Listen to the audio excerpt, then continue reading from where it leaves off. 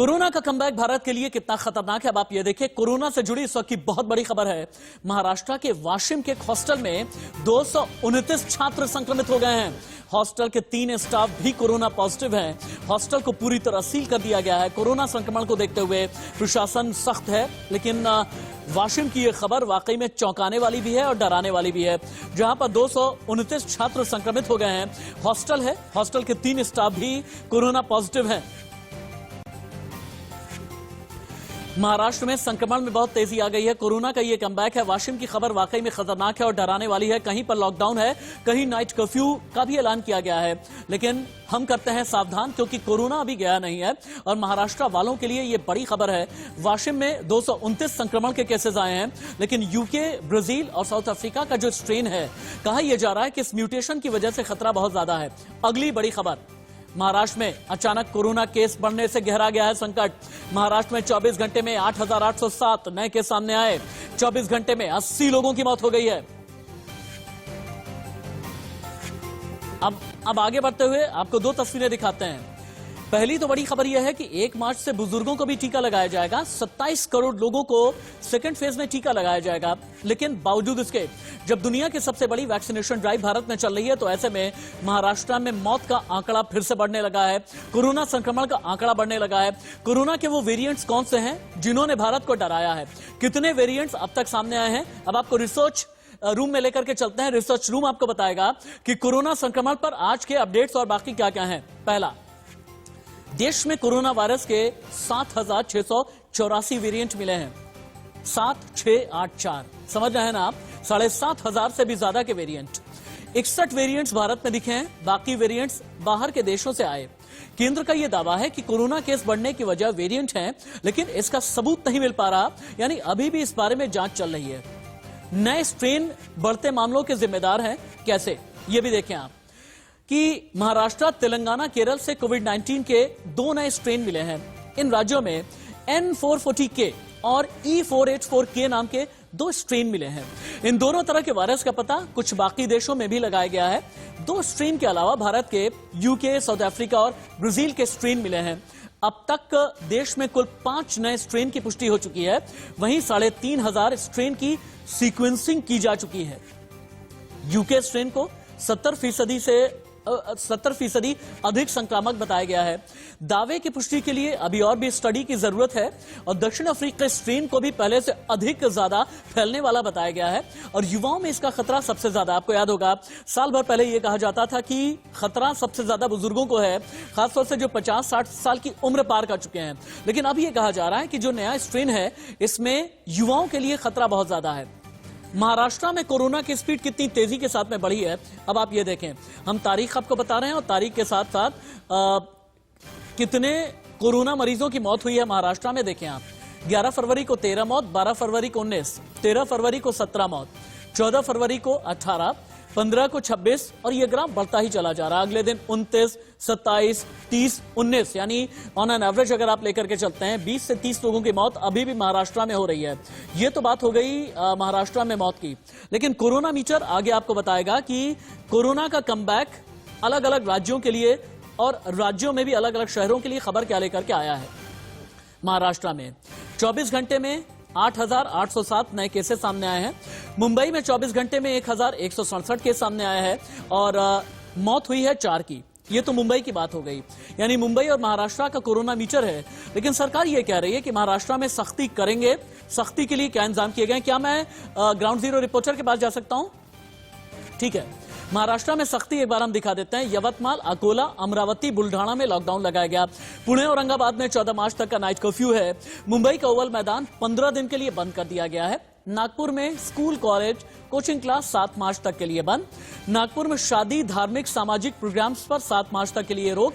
यवतमाल में 5 से ज्यादा की भीड़ नहीं जुटा सकते और शादी में भी 25 लोगों को परमिशन है। सीधे रुख कर लेते हैं अभिषेक का।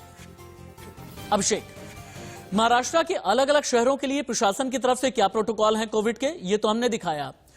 सरकार की तरफ से क्या आदेश दिए गए हैं ये भी हमने बताया, लेकिन ये बताएं कि लोग अभी भी अलर्ट होने के बाद सावधानी बरत रहे हैं या नहीं बरत रहे हैं, क्योंकि हमने पिछले 1-2 महीने में ये देखा था कि महाराष्ट्र में, खासतौर से मुंबई में, लोग बहुत लापरवाह हो गए थे, शादियों में जाने लगे थे, पार्टी में जाने लगे थे, सैकड़ों की तादाद में जुटने लगे थे, रात में यूं ही निकल जाते थे।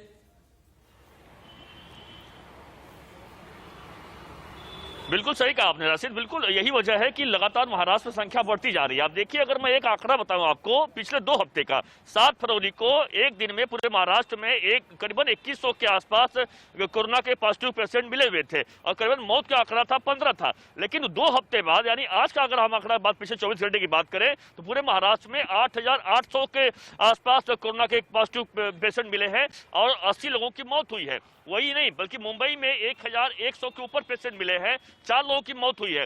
इसे समझ सकते हैं किस तरीके से लोगों की लापरवाही बढ़ी है। और लापरवाही बढ़ने का साफ मतलब है कि मुंबई में जो लोकल ट्रेन खुल चुकी है, मुंबई में जो बीएसटी ट्रेनें खचाखच भर के जा रही है, तो कारण साफ है कि जो सोशल डिस्टेंसिंग का पालन नहीं हो पा रहा है, सबसे बड़ी वजह मानी जा रही है। और यही लोग कहा जा रहा है कि जो लोकल ट्रेन शुरू की गई है, उसमें सही तरीके से नियमों का पालन नहीं कराया जा रहा है। तमाम जगहों पर जो मास्क लगाते नहीं है लोग, उस तरीके का भी कई लापरवाही बढ़ती जा रही है। यही वजह है कि महाराष्ट्र सरकार के हाथ पांव फूल रहे हैं। लगातार महाराष्ट्र के मुख्यमंत्री उद्धव ठाकरे मीटिंग ले रहे हैं और सभी अधिकारियों और मंत्रियों को लगातार कह रहे हैं कि वह अपने अपने तरीके से सभी को जागरूक करें, बताएं, वरना उन्होंने साफ पहले ही कह दिया है रविवार को कि 8 दिन का अल्टीमेटम दिया हुआ है।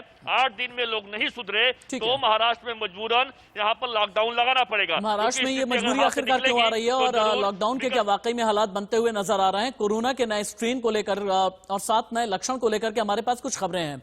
आम आदमी ये देखे, अभिषेक ठीक 2 मिनट के बाद दोबारा आपके पास लौट करके आ रहा हूं, आप स्क्रीन पर लगातार बने रहें। जो नया लक्षण है ना, कहा यह जा रहा है कि शरीर में कहीं पर भी दर्द एकाएक बहुत तेजी के साथ में उठने लगता है, आंख दुखने लगती है, गले में खराश होती है, त्वचा पर रैशेज हो जाते हैं, कई लोगों को डायरिया की शिकायत है, कई लोगों को सिरदर्द की शिकायत है, हाथ पैर की उंगलियों का रंग बदलने लगा है और उंगलियों का रंग बदलने के अलावा सूजन भी आने लगी है। और जब भी कोई अगर पहले से एलर्जिक है तो उसमें डायरिया के सिम्टम्स बहुत ज्यादा पाए जा रहे हैं। अगर आपके स्किन पर रैशेज आने लगे तो आप ये समझें कि आपके लिए खतरे की घंटी हो सकती है। तुरंत ही किसी फिजिशियन से आपको मिलना चाहिए। वायरस जब रूप बदलता है, कहते हैं तभी ज्यादा खतरनाक हो जाता है। वायरस के रूप बदलने की जो प्रक्रिया है, इसे बोलते हैं म्यूटेशन। म्यूटेशन का मतलब होता है किसी जीव के जेनेटिक मटेरियल में बदलाव करना। वायरस खुद की लाखों कॉपी बनाता है, कोरोना भी ऐसा ही करता है। वायरस एक इंसान से दूसरे इंसान तक या जानवर से इंसान में जाता है। वायरस की हर कॉपी अलग होती है, कॉपी में ही अंतर बढ़ता ही जाता है। कुछ समय के बाद एकाएक वायरस में नया स्ट्रेन सामने आता है। म्यूटेशन एक बहुत ही सामान्य प्रक्रिया है। वायरस अपना रूप बदलते रहते हैं और सीजनल इन्फ्लुएंजा हर साल नए रूप में सामने आता है और नए वेरिएंट्स को लेकर वैज्ञानिकों को हैरानी नहीं है, लेकिन हाँ, वैज्ञानिक ये जरूर कहते हैं कि आपको और हमें सतर्क रहने की जरूरत है। हमने मुंबई महाराष्ट्र की बात कर ली, अभिषेक के पास एक बार फिर से जाएंगे, लेकिन दिल्ली में कैसे कोरोना रिटर्न कहा जा रहा है, यानी कोरोना की वापसी हुई है। 22 जनवरी से लेकर के अभी तक के आंकड़े, संक्रमण दर के जो आंकड़े हैं ना, हमने कैपिंग की है, पूरे महीने भर की कैपिंग है। 1 महीने के अंदर संक्रमण दर कितनी तेजी के साथ में बढ़ी है आप ये देखें। 22 जनवरी तक जहां दिल्ली में औसतन केस आ रहा था 266, वहीं 24 फरवरी में जो केस है ये 200 तक ही है, लेकिन जो संक्रमण की दर है अभी भी नीचे नहीं गई है। आप देखें 0.37% पर आकर के जो इन्फेक्शन रेट है वही फरवरी में भी, यानी जनवरी से लेकर के फरवरी तक किसी भी तरह का परिवर्तन नहीं आया है। वो ग्राफ बहुत तेजी के साथ में जो नीचे गिर रहा था, ये ग्राफ अब गिरने का सिलसिला थम गया है। चलते हैं अभिषेक के पास में। अभिषेक, ये तो दिल्ली की बात हो गई, लेकिन आप मुंबई से लाइव रिपोर्ट कर रहे हैं। क्या हालात वाकई में ऐसे बन रहे हैं कि मुंबई में लॉकडाउन लौटेगा? अगर लॉकडाउन लौटेगा तो ये कंडीशनल होगा या संपूर्ण होगा?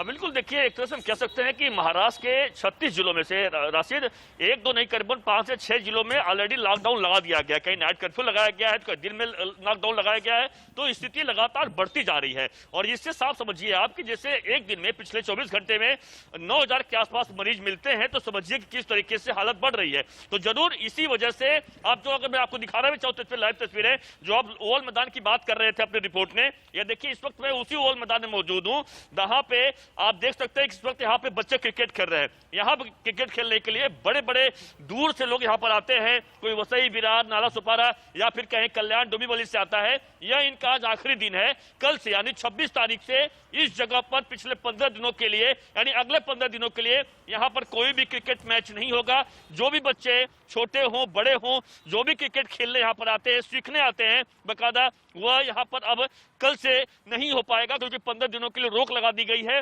क्योंकि साफ है कि जिस तरीके से यहाँ भीड़ होती है, सोशल डिस्टेंसिंग का पालन नहीं हो पाता है, उसके मद्देनजर इस तरीके से बड़ा फैसला लिया गया है। आपको दिखाना चाहूंगा, ठीक सामने देखिए, इसके बगल में बॉम्बे हाईकोर्ट है, ठीक बगल में यहाँ पर महाराष्ट्र का मंत्रालय है। तो तमाम लोग भीड़ यहाँ पर इकट्ठा होती है। जैसा कि आपने देखा कि महाराष्ट्र के मंत्रालय में महाराष्ट्र के मुख्यमंत्री ने साफ साफ कह दिया है कि लोगों को 2 शिफ्ट में काम करने की बात कही गई है। यानी साफ है। अभिषेक, ठीक है, बहुत बहुत धन्यवाद आपका महाराष्ट्र से ये खबर देने के लिए। अभिषेक ये बताते हुए कि लॉकडाउन लौटने की नौबत नहीं आने देना है, ये हमें और आपको याद रखने की जरूरत है।